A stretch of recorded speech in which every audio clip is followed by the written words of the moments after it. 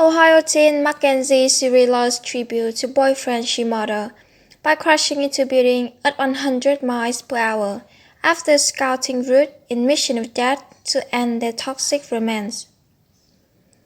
Months before she was convicted of his murder, Ohio teenager Mackenzie Shirilla paid tribute to the boyfriend she killed alive, saying, "You are the last person who deserves this. You had such a perfect life ahead of you."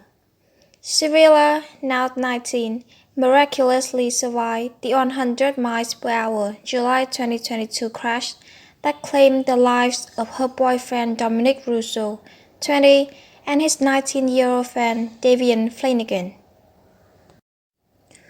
All three had smoked marijuana before Mackenzie, then 17, got behind the wheel of her Toyota Camry. At 5:30 a.m., she drove at high speed into a corner of the Plico building in Strongville. A passerby spotted the vehicle 45 minutes later and called for help. The two young men were pronounced dead on the scene, and Mackenzie, who was unconscious and not breathing, was taken to the hospital where she underwent multiple surgery. In November last year, she was charged with murder, aggravated vehicular homicide, felonious assault, despite insisting that the crash was an accident. Prosecutors said she was on a mission of death that she saw as her way out of their toxic relationship, and that she scouted out the route a week before she killed him and his friend, who was cargo. In a tribute to Dominic in his online obituary, she said, "I miss you, Nog. I still feel like you're just going to walk in the door any second. I miss your laugh, your perfect smile. I feel your energy around me every day. I just wish it was physical. God, you are the last person to deserve this. You had such a perfect life ahead of you. I wish I told you all this more. Please wait for me." Her parents also left a tribute to him. "She loved you, we love you. My whole family love you. Forever in our hearts, forever." Prosecutors said surveillance footage proved the crash was intentional, and that she had even planned the route by visiting in her car earlier in the week. Mackenzie was found guilty by a judge at a bench trial this week. Russo's family and friends told the court their romance was tumultuous and had become particularly volatile in the weeks before the crash. On one occasion, friends had to come and pry Russo from her vehicle during the fight. One overheard her threatening to crash the car with Russo inside, while others said she threatened to key her boyfriend's car unless he let her inside his family home.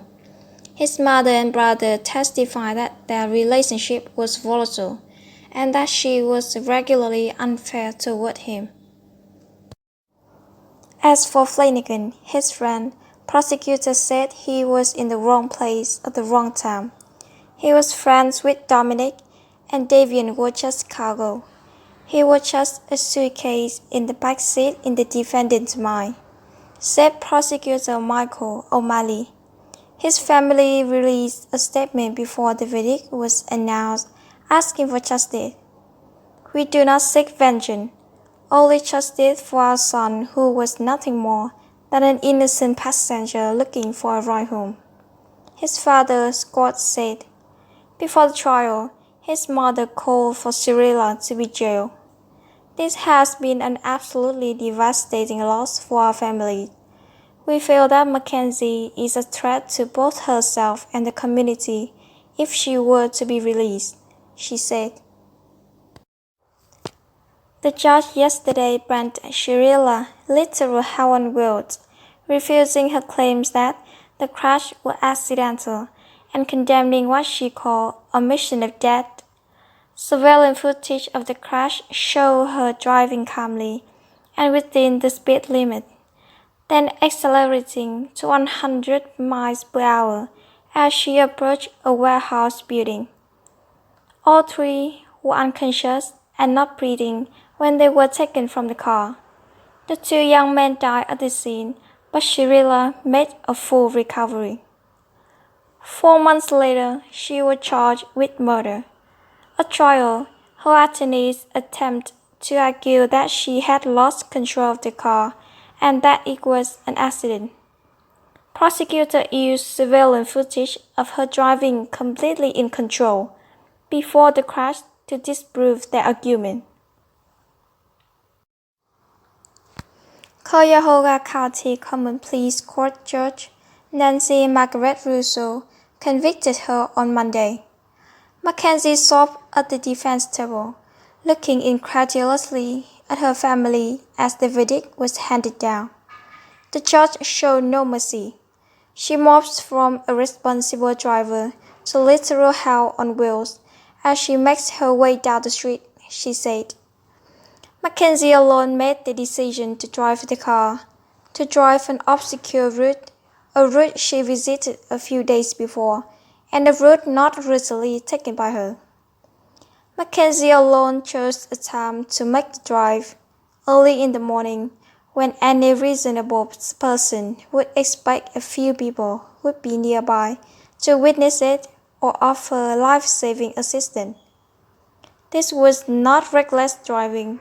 This was murder. She had a mission, and she executed it with precision.